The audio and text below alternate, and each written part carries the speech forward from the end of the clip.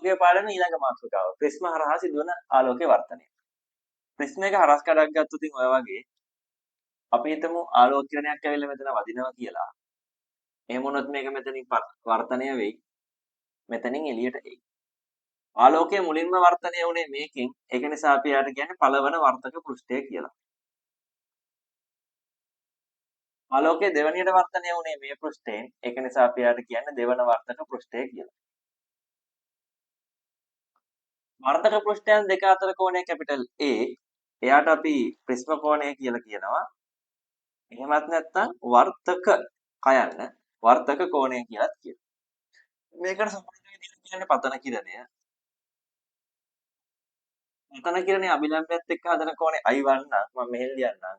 I1 කියන්නේ පළවන වර්තක පෘෂ්ඨයේදී පතන කෝණය. පළවන වර්තක පෘෂ්ඨයේදී පතන කෝණය. මේක R1 කියමුකෝ. එතකොට යාට කියන්න වෙන්නේ පළවන වර්තක පෘෂ්ඨයේදී වර්තන කෝණය. මේක 2 කියලා ගත්තොත් R2 කියලා කියන්නේ පළවන නෙවෙයි දෙවන වර්තක පෘෂ්ඨයේදී පතන කෝණය. එක පතන කෝණයක්. මේක I2 කියලා ගමු. එයාට අපි කියන්නේ එතකොට දෙවන වර්තක පෘෂ්ඨයේදී වර්තන කෝණය කියලා. වර්තන කෝණය. ඕක ටික තමයි මූලික දේවල්. එතන මෙයාට කියන්නේ වර්තන කිරණය කියලා. මෙයාට කියන්නේ නිර්ගත කිරණය කියලා. මේකට සුපුරුදු විදිහට කියනවා පාදම. ඔය දිග නම්. ඔවත් එක්ක අපි හුඟක් කරාට ගණන් හදද්දි ගනුදෙනු කරන්නේ නැහැ. ගණන් හදද්දි ගනුදෙනු කරන්නේ කෙටි නම් එක්ක.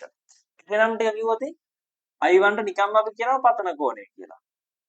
I2 ට නිකම්ම අපි කියනවා නිර්ගත කෝණය කියලා. නිර්ගත කෝණය.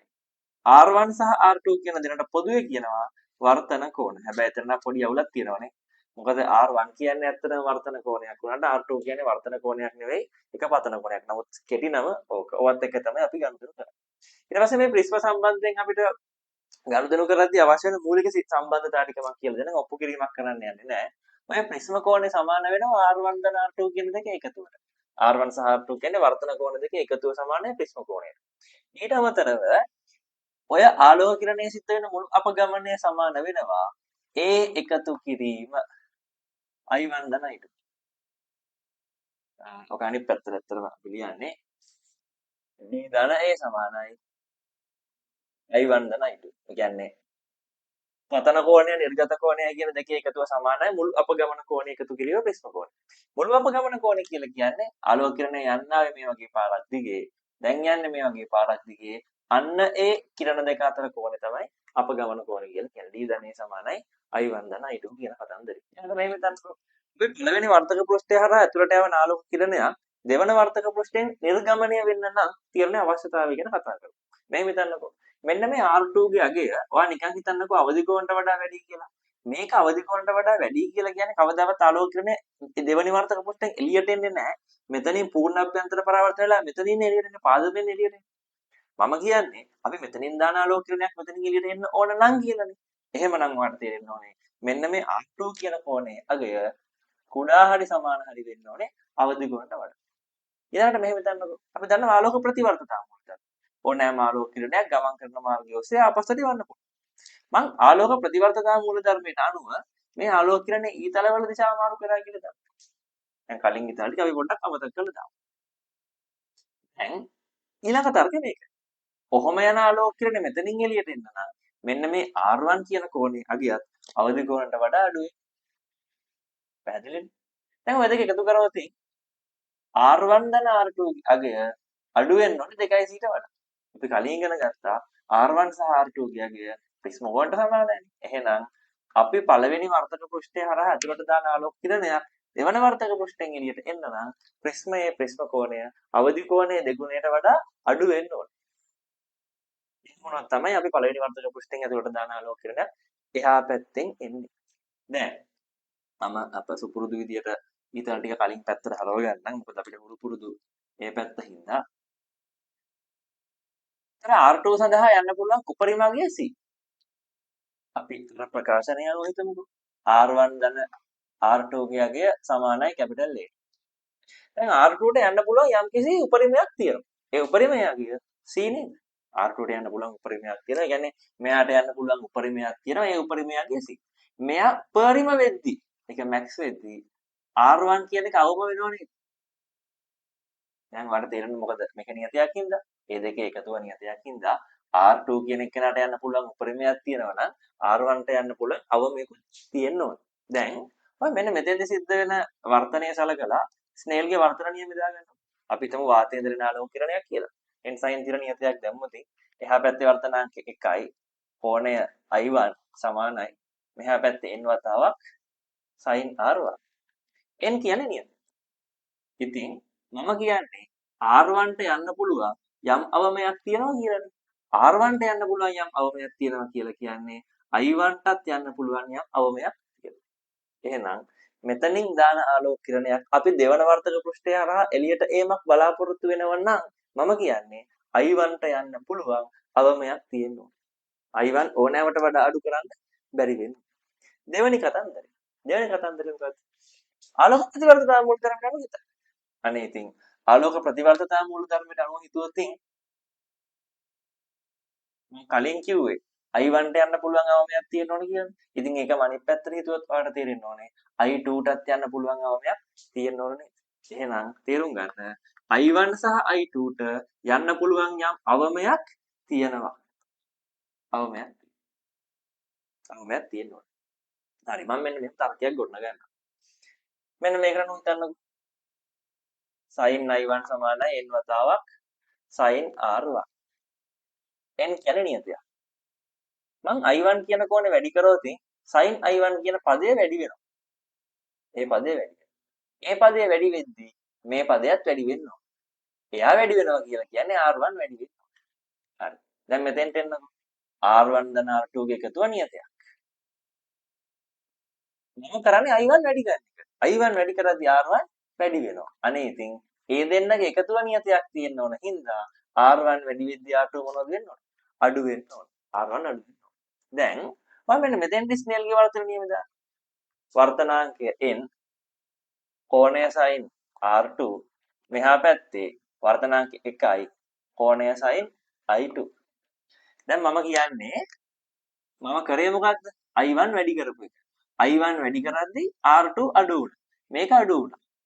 ඒක අඩු වෙද්දී sin R2 කියන පදේ අඩු වෙනවා. sin R2 අඩු වෙද්දී මොකද වෙන්න ඕන? sin I2 අඩු වෙන්න ඕනේ. අනේ එහෙම වෙන්න නම් I2 අඩු වෙන්න ඕනේ නේද? තර්කේ පැහැදිලිව තේරුම් ගන්න. මම කරේ I1 වැඩි කරපු එක සිද්ධ වුණේ මොකද්ද? I2 අඩු වෙච්ච එක. යටින් ලියාගමුකෝ. I1 වැඩි කරන විට I2ට මොකද උනේ? අඩුවේ. ඔන්න වෙච්ච වැඩි. දැන් I1 එක I2 වෙනස් වෙන්නේ ප්‍රස්තාරගත කරුවා. මම හිතන්නේ මේ ප්‍රස්තාරය නම් හුඟක් කට්ටිය තියරි කාලේදීවත් රිවිෂන් කාලේදීවත් ඉගෙනගෙන නැතුව ඇති. දැන් හරි ඉගෙන ගන්නකො. I1 එක I2 වෙනස් වෙන හැටි අදින ප්‍රස්තාරය. මම මේ අක්ෂර ගන්නම් I1 මේ අක්ෂර ගන්නම් I2. මේ බලන්නකෝ. මම කලින්ම කිව්වා I1 සහ I2ට යන්න පුළුවන් යම් අවමගයක් තියෙනවා කියලා. මේ අවමගය අපි θ min කියලා හිතමුකෝ. එහෙනම් I2ට යන්න පුළුවන් යම් අවමයක් තියෙනවා θ min. ඒ වගේම I1ට යන්න පුළුවන් යම් අවමකුත් තියෙනවා ඒකත් θ min. එහෙනම් ගහන ප්‍රස්ථාරයක් මේ වයි ගහන්න බෑ නේද? ගහන ප්‍රස්ථාරයක් ගහන්න වෙන්නේ. ඇත්තටම ඔය ප්‍රස්ථාරෙන්නේ මෙන්න මේ. ඇඳලා පැහැදිලි කරන්න. මං කිව්වේ I1 වැඩි කරද්දී I2 අඩු වෙනවා කියලා. හරිනේ. I1 වැඩි කරද්දී I2 අඩු වෙනවා. එහෙනම් ඔන්න ඔක තමයි පතන කෝණයත් එක්ක නිර්ගත කෝණය වෙනස් වෙන හැටි ප්‍රස්ථාරිකව නිරූපණය කරවති. ඔන්න ඔය වගේ ප්‍රස්ථාරයක් තමයි. දැන් අපි බලමු අපගමනය ගැන. අපි කලින් ප්‍රකාශනයක් ඉගෙන ගත්තා D ධන A. D සමානයි I1 ධන I2 කියලා. ඒ කියන්නේ නියතයක්. ප්‍රිස්ම එක ප්‍රිස්ම කෝණය කියන එක සැරින් සැරේට වෙනස් වෙන්න බෑනේ. මම මෙතන කතා කරා I1 වැඩි කරද්දී I2 අඩු වෙනවා. ඒ කියන්නේ මෙයා වැඩි වෙද්දී මෙයා අඩු වෙනවා. මම කල්පනා කරන්නේ මෙයා වෙනස් කරද්දී මෙයාට මොකද වෙන්නේ? කෙනට බැලුව බැලමට හිතේ මෙයා වැඩි වෙද්දී මෙයා අඩු වෙනවා නම් මෙයා නියතව තියෙනවානේ. නෑ එහෙම නෑ මේ ප්‍රස්තාරය බලන්න. අඩු වෙන්න සරලරේඛීයව නෙවෙයි. වක්‍රයක අඩු වෙයි. එතකොට එහෙම එකතුව නියතයක්ව තියෙන්නේ නෑ. එතන කෝණයත් එක්ක අපගමන කෝණය වෙනස් වෙද්දී ප්‍රස්තාරගත කරොත් මම මේ ප්‍රස්තාරය පුළුවන් තරම් තාර්කිකව දින්න උත්සාහ කරන්න. x අක්ෂර ගන්නවා I1 y අක්ෂර ගන්නවා D. මම කතා කරා කලින්ම කියලා ආවා I1ට යන්න පුළුවන් අවමයක් තිබෙනවා. එහෙනම් I1ට යන්න පුළුවන් අවමයක් තියෙනවා. ඒක තමයි මේක. ඒ විතරක් නෙවෙයි පතන කෝණයක් කවදාවත් අංශක 90ට වඩා වැඩි වෙන්න බෑ. එහෙනම් ප්‍රස්ථාරය 90ට වඩා අඩු වෙන්නත් ඕන. අඳින්න පුළුවන් මෙන්න මේ ප්‍රදේශයේ පමණයි. ප්‍රස්ථාරයන්නේ මෙන්න මෙහෙමයි. ඕන්න ඔය වගේ තමයි. ප්‍රස්ථාරයේ තියෙන විශේෂ ලක්ෂණ තුනක් තියෙනවා. පළවෙනි එක තමයි ප්‍රස්ථාරේ පටන් ගත්ත තැනින්ම තමයි ඉවර වෙලා තියෙන්නේ. දෙවෙනි එක ප්‍රස්ථාරයේ අවමයක් කරහා තමයි යන්නේ. ඒ අවම අගයට අපි කියන්නේ අපගමන කෝණේ අවම අගයනේ.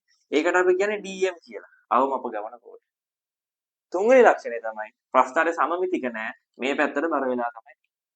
මෙන්න මේ අවම අපගමන අවස්ථාවේදී තියෙන විශේෂත්වයක් තමයි I1 සහ I2 ගේ සමානයි. ඒ කියන්නේ පතන කෝණය සහ නිර්ගත කෝණය සමානයි. දැන් පොඩි ප්‍රශ්නයක් ඇඳලා ඔක පැහැදිලි කරගත්තොත් පතන කෝණය නිර්ගත කෝණය සමාන වෙන්න නම් ප්‍රිස්මය හරහා ආලෝක කිරණය ගමන් කරන්නේ කොහොමද? සමමිතිකව. සමමිතිකව තමයි යන්නේ. ඔන්න වගේ තමයි යන්නේ. එතකොටනේ I1 සහ I2 කෝණය සමාන වෙයි. I1 සහ I2 සමාන වෙන්නේ. දැන් මෙන්න මේ අවමප ගමන අවස්ථාව ගැන තමයි මෙතනින් එහාට අපි සෑහෙන දුරට කතා කරන්නේ. දැන් අවමප ගමන අවස්ථාවේදී I1 සහ I2 ගේ සමානයි ඉන්න.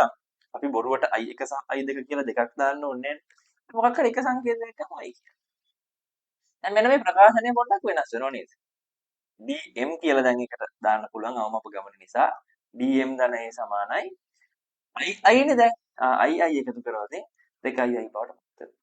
මේ බලන්නකෝ. I1 සහ I2 ගේ සමානයි නම් ඔයාලට තේරෙනවා ජ්‍යාමිතියට අනුව R1 සහ R2 ගේ සමානයි නේද? ඉතින් බොරුවට R1 සහ R2 කියලා දෙන්නෙක් ඕනේ නැහනේ. දැන් අපි වර්තන කෝණයට නිකම්ම R කියලා කියමු. මේ බලන්නකෝ. R1 ධන R2 ගේ එකතුව ඒලු. දැන් 1 2 කියලා දෙකක් ඕනේ නැහනේ. R ධන R R ධන R කියන්නේ 2R 2R ගේ සමාන වෙනවනේ. ප්‍රිස්මයේ ප්‍රිස්ම කෝණයට. එහෙනම් 2R ගේ සමානයි. ඔන්න ඔය තමයි අවම අපගමන අවස්ථාවට අදාළ විශේෂ සම්බන්ධතාවය. තව එක සම්බන්ධතාවයක් තියෙනවා. තව විශේෂ සම්බන්ධතාවයක් තියෙනවා කියලා. මෙන්න මෙතනින් හිතන්නකෝ. ඔතනින් n අපුර උක්ත කරගත්තොත් එන්නේ sin I1 බෙදීම sin R1 නේ. දැන් අවම අපගමන අවස්ථාවන් හිතුවොත් I1 සහ I2 කියලා දෙකක් ඕනේ නැහැ. I සහ R නේ අපි පාවිච්චි කරන්නේ. sin I බෙදීම sin. මෙතනින් I අපුර උක්ත කරොත් ඔයාලට පේනවා dm ධන a බෙදීම දෙකනේ. එහෙනම් අපි ඒක ආදේශ කරමු sin dm ධන a බෙදීම 2. මහා බෙදීම sin r. r කියන්නේ a බෙදීම 2නේ. sin a බෙදීම 2. එහෙනම් ඔන්න අපිට මේ ක්‍රමය යටතේ ප්‍රිස්මය හදලා තියෙන ද්‍රව්‍ය වර්තනාංක කියවන්න පුළුවන්. එහෙනම් ඔන්න ඕක තමයි ප්‍රිස්මයක් සම්බන්ධව ප්‍රිස්ම සම්බන්ධව අපිට ඉගෙන ගන්න තියෙන මූලික කාරණාවල් ටික. තව එක තියරි කොටසක් කියලා දෙන්නම් අපගිරණය. අපගිරණය කියලා කියන්නේ නිව්ටන් කරපු පරීක්ෂණයක ප්‍රතිඵලයක්. නිව්ටන් කරලා තියෙන්නේ ප්‍රිස්මයකට සුදු ආලෝක කිරණයක් පතනය කළා. ඉතින් එතකොට අපි බලාපොරොත්තු වෙන්නේ මෙතනින් වර්ධනය වෙලා සුදු පාට ආලෝක කිරණයක් එළියට එයි කියලානේ. නිව්ටන්වත් බලාපොරොත්තු වෙලා තියෙන්නේ එහෙම තමයි. නමුත් නිව්ටන් දැකලා තියෙන්නේ එහෙම දෙයක් නෙවෙයි. නිව්ටන් දැකලා තියෙනවා පාට 7ක වර්ණ තීරු 7ක් එළියට එනවා. පාට 7ක වර්ණ තීරු 7ක් එළියට එනවා තමයි නිව්ටන් දැකලා තියෙන්නේ. ඔය වර්ණ 7ට තමයි අර දේ දුන්නේ පාට 7 කියලා කියන්නේ. නිව්ටන් දැකලා තියෙන්නේ උඩින්ම එනවා කියලා දැකලා තියෙන්නේ රතු පාට. යටින් එනවා කියලා දැකලා තියෙන්නේ දම් පාට. ඒ කියන්නේ මොකද්ද මේ වෙලා තියෙන්නේ? සුදු ආලෝකය ප්‍රිස්මයක් වගේ ප්‍රකාශ මූලාවයවයක් තුලින් යද්දී එයාගේ සංඝටක වර්ණවල විභේදනය වෙනවා. ඔන්න විභේදනය වීමේ ප්‍රතිඵලය තමයි අපකිරණය කියලා. මේකට හේතුව නිව්ටන් පැහැදිලි කරන්නේ මෙහෙම. සුදු ආලෝකය හැදිලා තියෙන ඔන්න සංඝටක වර්ණ හතෙන් ඔය වර්ණ හත රික්තයක්. එහෙමත් නැත්නම් වායු ගෝලය තුලදී එකම වේගයෙන් තමයි ගමන් කරන්නේ. ඉතින් 7 දෙනෙක් එකම වේගයකින් යනවා කියන්නේ හරියට නිකන් මේ 7 දෙනා එකට යනවා වගේ කේස් එකක් නෙවෙයි. හැබැයි වීදුරු වගේ වෙන මොකක් හරි ප්‍රකාශ මූලාවයවයක් තුලින් යද්දී එයාලා 7 දෙනාට එකම වේගයෙන් යාමේ හැකියාවක් නැති වෙලා යනවා. කියන උන්ට එකිනෙකට වෙනස්. වර්තනය කියන්නේ ඕකනේ ඉතින් සරලවනේ. එකිනෙකට වෙනස් වේගවලින් යන්න සිද්ධ වෙනවා. අන්න එකිනෙකට වෙනස් වේගවලින් යන්න සිද්ධ වීමේ ප්‍රතිඵලයක් විදියට ඒ කට්ටිය ප්‍රිස්මය තුලින් ගමන් කරද්දී සිදු කරන අපගමනයන් එකිනෙකට වෙනස්. අපගමනයන් එකිනෙකට වෙනස් හින්දා තමයි ඒ කට්ටිය තැන් හතකින් එළියට එන්නේ. දැන් මේ රූපෙ දිහා බැලුවොත් ඔයාලට තේරෙනවා වැඩිපුරම හැරලා තියෙන කවුද? රතුද දම්ද? දම්නේ. දම්ගේ අපගමනය ඔච්චරයි. රතුගේ අපගමනය ඔච්චරයි. ඔන්න අපගමන කෝණය මත පදනම් වෙලා නිව්ටන් යෝජනා කරනවා මෙන්න මේ වගේ දෙයක්. වැඩිම වේගකින් යන්නේ රතු. රතු වල වේගය වැඩි. දම් වල වේගය අඩු. කොහොමත් ඉතින් වංගුවක් උනත් ගනිද්දී වංගුවක් හොඳටම ගන්න පුළුවන් හිමින් එන එක හයියෙන් එන එකකට හරව ගන්න අමාරුයි. මෙතනත් වෙලා තියෙන්නේ ඒක. අඩුම අපගමනයක් දක්වලා තියෙන රතු වර්ණය, වැඩිම අපගමනයක් දක්වලා තියෙන්නේ දම් වර්ණය.